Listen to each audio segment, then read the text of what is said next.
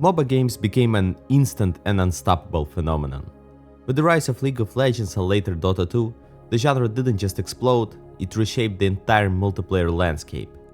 But with their success came a darker undercurrent, a wave of ego-driven gameplay and toxicity that still defines much of the experience today.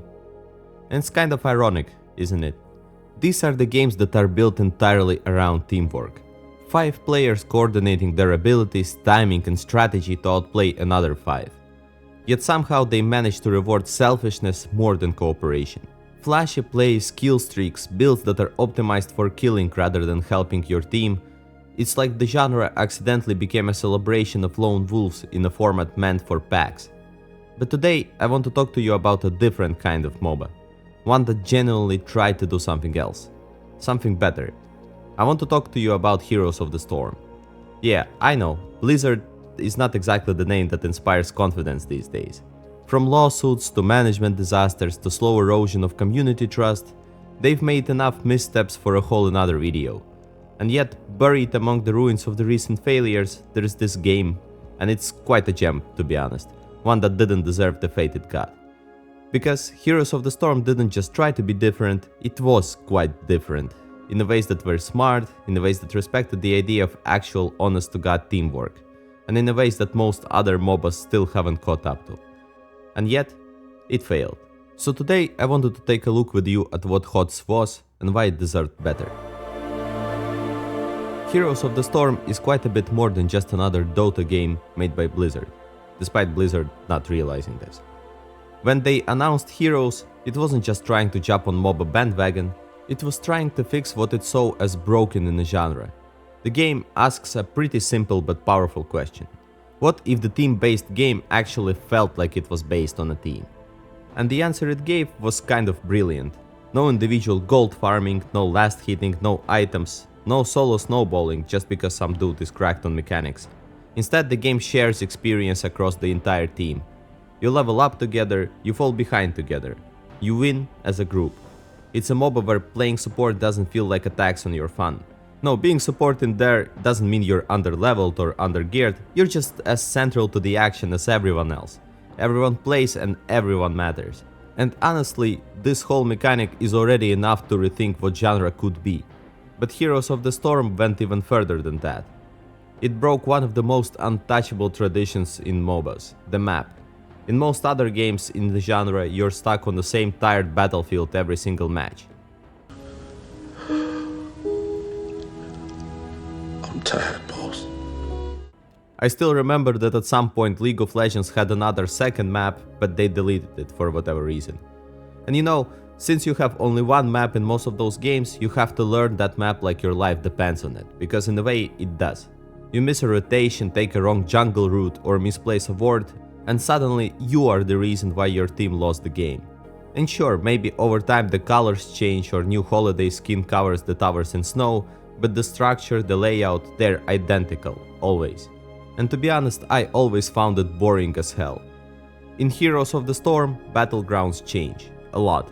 Each new map isn't just different visually, it's full on mechanical shakeup. One match you're bribing local Jack Sparrow to bombard your enemies. The next, you're duking it out in burning hells to summon a massive demon to fight for your team. Then you're on a desert temple map capturing shrines that shoot laser beams across the battlefield. Each battleground feels like its own unique little game mode. You're not just learning the characters, you're learning the environment, and that actually becomes part of the fun. And most importantly, these objectives also aren't optional. You don't get to ignore them just to farm for 20 minutes. This game doesn't really have its anti-mage or nasus that would be absent for most of the game. And that's the greatest part of it. You have to show up for your team, you have to play together, and it makes it so much more fun. You have to rotate, you have to coordinate, and if you don't, you basically lose. It's simple as that. And not only that, this game doesn't even really leave you much time to farm. It's much more active than your average League or Dota match. Most Heroes games wrap up in 15 to 25 minutes. There's really no laning phase in this game because lanes are really close together and you have mounts to go through them very quickly. So it means that compared to other games, you're rarely stuck in 1-on-1 or 2-on-2 for 15 minutes of the game. You can always help each other, objectives come very early in the game, so you need to go together and have a team fight. And if your team falls behind, the match doesn't drag on for another half an hour where you either suffer through or try to persuade your team to surrender. And that's the point. This game respects your time. It trims the fat and locks in on what really makes MOBAs fun. Team fights, map control, coordination, well, at least for me. Now, of course it comes at a cost. In the process, it gives up a good chunk of mechanical and economic depth found in more traditional MOBAs. And we'll get into that later. But instead of item builds and shop menus, Heroes gives you talents. Roughly every 3 levels you get a choice. A passive buff, active skills, utility tweaks, things that can alter how your hero plays. And like just leveling up your Q, V or E like in League or Dota, these talents can redefine your entire role in the match. Take Variant for example, the Alliance King from World of Warcraft. At level 4 he doesn't just tweak his stats, he picks a path. He can become a bursty high damage assassin, leaping on healers with two-handed sword but sacrificing his health pool. Or he can become a bruiser, dual wielding blades for sustained damage and high attack speed. Or he can become a full-blown tank, equipping sword and a shield and giving him taunt ability, allowing him to get all the focus on himself. And of course, unfortunately not all the abilities are like that, but many are. Many abilities are so much more than just number increases in this game. Their playstyle shifts. They affect how you position, how you engage and how you initiate fights. And this is saying nothing about the fact that in this game all the heroes have not 1 but 2 options for ultimate ability. Meaning that already in the match they can decide which of those would be most beneficial for the current game. And those ultimates can be wildly different. Like your regular support character can decide to have an ultimate that gives additional healing, or instead it can buff the whole team's attack and movement speed in teamfight. And this ties in the whole design ethos of Heroes. It's not about builds in traditional sense, it's about choices. Choices to respond to the enemy composition, the map and your team's draft. And of course other games also have that. But compared to Heroes of the Storm, they feel very sluggish, very slow, and I feel like the genre could do better. But with all the good stuff I'm listing, you might be wondering, dear viewer, how the hell did it manage to fail then? Well, the short answer, a mix of bad timing, bad messaging and a Blizzard being Blizzard.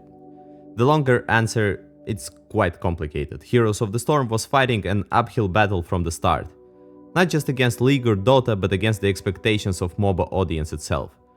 You see, a lot of things that make Heroes unique, the shared XP, no items, shorter matches, simplified mechanics, those weren't features to many hardcore MOBA players. Those were simplifications. I'm sure I don't need to explain to you that many people nowadays call each other casuals for whatever simplification that might happen in the game. Well, here it was the same, but in this case I think it was entirely uncalled for.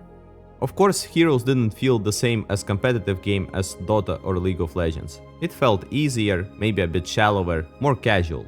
And when you launch such a game in a genre where your 2 biggest competitors have thriving esports scenes, deep systems that reward obsessive mastery, and massive global audiences built on grind and skill expression, calling your game accessible doesn't work too well. And of course it's hard to argue that Blizzard set out themselves to fight against one of the most successful games of all times. So it was clear that this product will be a niche one, gathering people who are either too casual or they were just big lovers of all the Blizzard created characters, which could work if Blizzard continued to release good games. Timing for its release couldn't be much worse, considering that game officially launched in 2015, 5 years after League already cemented itself, and 2 years after Dota 2 had made esports history with its first international tournament prize pool explosion. MOBAs were no longer fresh, they were entrenched genre, and the audience for them had already chosen sides. And Blizzard marketing didn't help either. The game was originally called Blizzard's Dota, which immediately got them into legal trouble with Valve, which they lost. Then it was Blizzard All-Stars, which sounded like a crossover mobile app. It eventually became Heroes of the Storm, but by then, the messaging was already really murky. Was this competitive esport, a casual fun brawler, a mashup celebration of Blizzard IPs? Nobody knew. And by the time Heroes stepped into the ring, the genre had calcified. It wasn't a brave new frontier anymore, it was a blood sport. And Blizzard was bringing a team play first, let's get all along philosophy to the genre where most players would rather flame their teammates than work with them. And this disconnect is where the real trouble begins. Here's the thing, despite all the rocky setup, Heroes of the Storm still had something. It had the heart, it had polish, it had the classic Blizzard magic, iconic characters. I mean, who wouldn't play the game for Mommy Whitemane? Clean visuals, punchy sound design, buttery smooth controls, and for a while it looked like maybe it could carve out a healthy little niche for itself. But Blizzard being Blizzard just couldn't decide what Heroes was supposed to be. At first, they pushed it as a fan-casual alternative to other games. No pressure, no flaming, no endless item trees, just jump in with your friends and have fun. But then, almost overnight, they pivoted. Suddenly, there were pro tournaments, Blizzard announced the Heroes of the Storm Global Championship, they pumped loads of dollars into esports teams, they tried to manufacture a competitive scene out of thin air. They even created a Heroes of the Dorm tournament, yes, that's the real name, where college students competed for scholarships in HOTS, broadcasted on ESPN of all places. And that also could be cool in theory, but in practice it was a whiplash. The biggest issue is Blizzard misunderstood the real genius of Dota and League of Legends was in enabling your local dandies or fakers to perform some insane plays with broken builds, and that everyone would later cut all of this into shorts and put it on TikToks. But HOTS didn't have that, and rarely something there was particularly broken or could be used to dish out insane combos. There won't be a Soraka built-in attack damage and attack speed instead of healing. And not only that, Blizzard failed to understand its own audience. One day they are making casual game, the next it's watch esports on ESPN2. Blizzard was trying to court two totally different audiences at once, without committing fully to either. The hardcore crowd didn't take it seriously, and the casual crowd didn't want to bother with meta drafts, pro compositions or ranked grind. Let's be honest, the Heroes esports scene never really took off. Viewership was low, buzz was quiet, many people respected the talent of the pro players, but the whole thing always felt like Blizzard was forcing a competitive culture onto a game that didn't naturally grow one. It wasn't grassroots, it was top-down. And the moment Blizzard got cold feet, the whole thing collapsed. And oh boy did they get cold feet. The end didn't come loud, it came quietly. In late 2018, Blizzard dropped a blog post out of nowhere. Heroes of the Storm's pro scene was being shut down. There was no farewell event, no warning, just a message. The global championship gone. Heroes of the Dorm also gone. Pros, casters, organizers left in the dark until the moment it went public. And that was the moment everyone knew. Blizzard had officially stopped believing in its own game. After that, Heroes was put into what they call long-term support mode, which is the corporate way of saying, we'll keep the servers on, but don't expect much. No content updates, hero releases stopped, but despite all of that, it's not a Concord and it still didn't die. Yes, it doesn't have online values of most multiplayer games, but despite that, for years without new releases or events, it still maintains a small but really loyal fanbase. To this day you can still queue up, you can still jump in with your friends and play a match on Dragonshire or Tomb of the Spider Queen, and the game, it is still really great. The design works, it still delivers a kind of teamwork first experience that almost no other game in the genre really offers. So this is one of those moments where the game could have been so much more if marketing team and corporates knew what they were doing and what they were selling. But well underneath loads of unkept promises and questionable decisions, there is still a great game underneath. And despite its tragic story, I hope I interested at least some of you to give it a try. After all, it's free. This game didn't really fail, as if implying a lack of value similar to recent releases. It does have a value. It is smart, subversive take on a bloated, ego-driven genre. It gave players a different vision, one built on trust, teamwork and character. It showed that MOBA games didn't have to be about flaming and mega builds. That maybe, just maybe, this genre could be much more fun for casual players as well. That's what makes it tragic, because Heroes of the Storm wasn't just a misfire, It was a great idea, executed well and abandoned too soon. And in the end, that might be even sadder than a straight up flop, because it almost worked.